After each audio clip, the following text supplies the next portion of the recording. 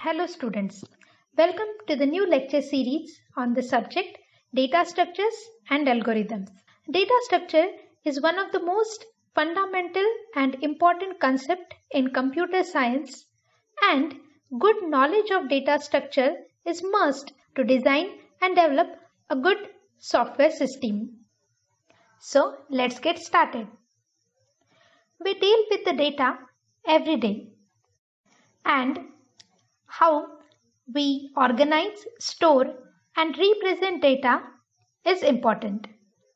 Let's see some of the day-to-day life examples where the organization of data using appropriate structures helps us.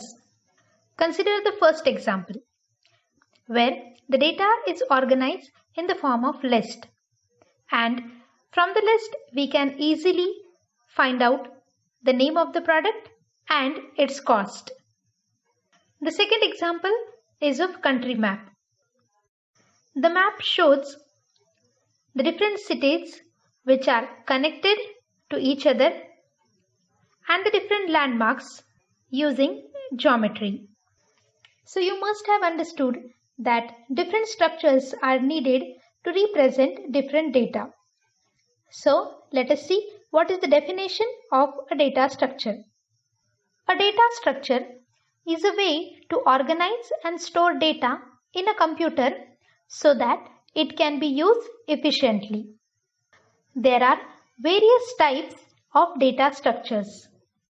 Figure shows the types of data structures.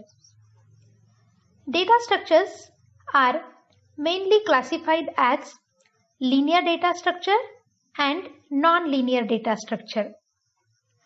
In linear data structure, there are four types: array, linked list, stack, and queue.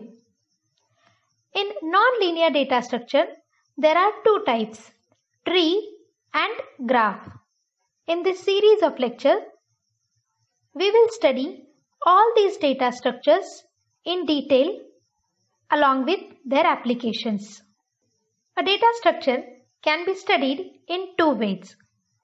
First, a data structure can be viewed as mathematical or a logical model, which is also called as abstract view. That is, we only consider the different features and the operations the data structure perform. For example, consider a smartphone. The abstract view of a smartphone can be: we can turn it on or off, we can call or send and receive message, or we can play games. So as long as we know how to operate it, we don't bother about what is the circuitry inside and how all these operations are implemented. This is nothing but an abstract view of a data structure.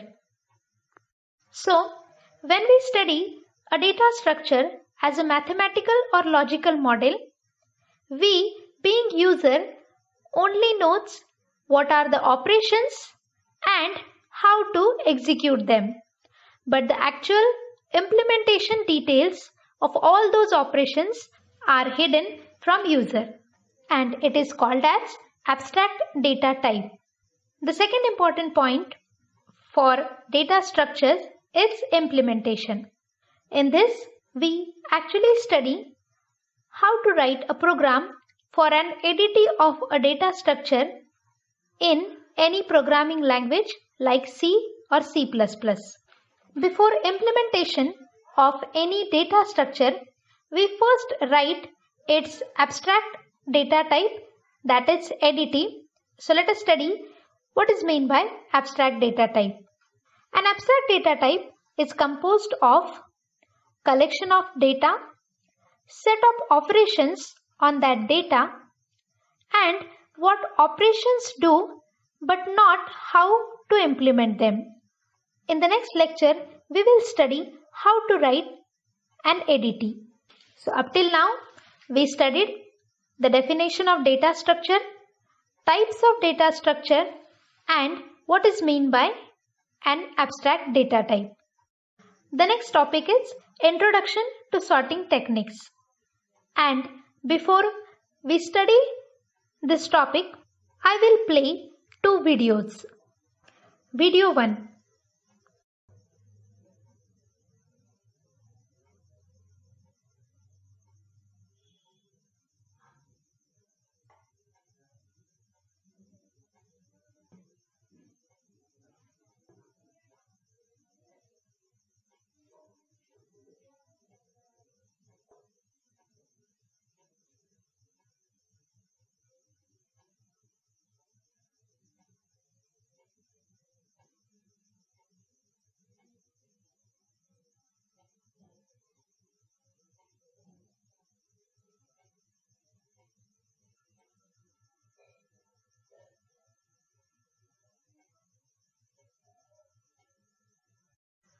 Video 2.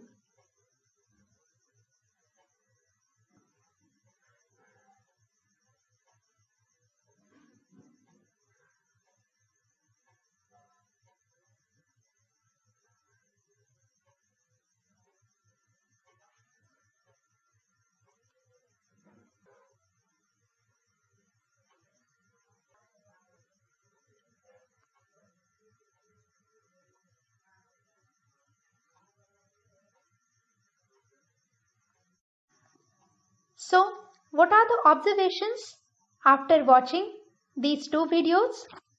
First, in video 1, price range changes from low to high and high to low, and change in departure time on click. And in second video, arrangement of cards in one order, that is from largest to smallest.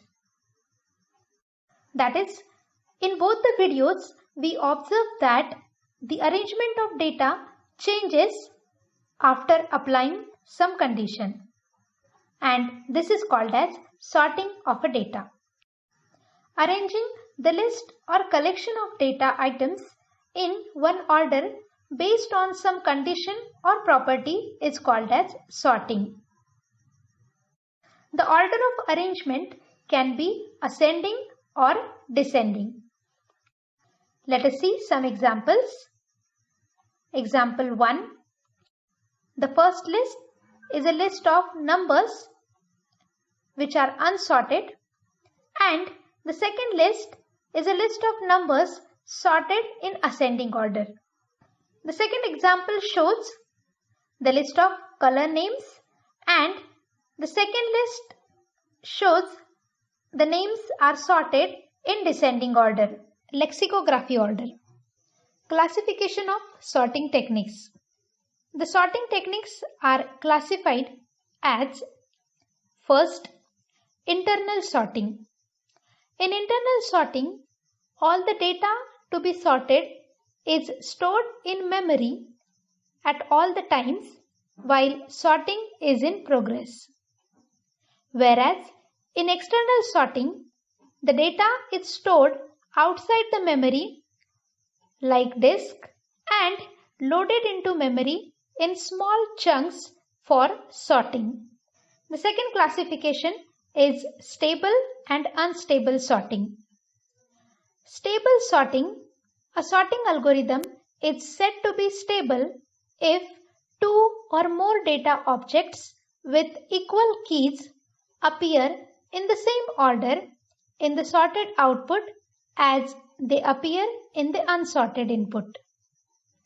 Whereas in unstable sorting, a sorting algorithm is said to be unstable if there are two or more data objects with equal keys which don't appear in same order before and after sorting. We will discuss this concept with one example. Consider an unsorted list as shown, where to distinguish between the number 5, special symbols are assigned to both the numbers. In stable sorting technique, when we sort the list, both the numbers 5 will appear in the same order as they are in the unsorted list, as shown in the example. Whereas in unstable sorting, the order may change, as shown in the example. The sorting techniques are also classified on the basis of time complexity. Time complexity of an algorithm is the representation of the amount of time required by the algorithm to execute to completion. The different sorting techniques are bubble sort, insertion sort, selection sort, quick sort, merge sort, and heap sort. We will study all these sorting techniques in detail in this lecture series. Thank you for watching.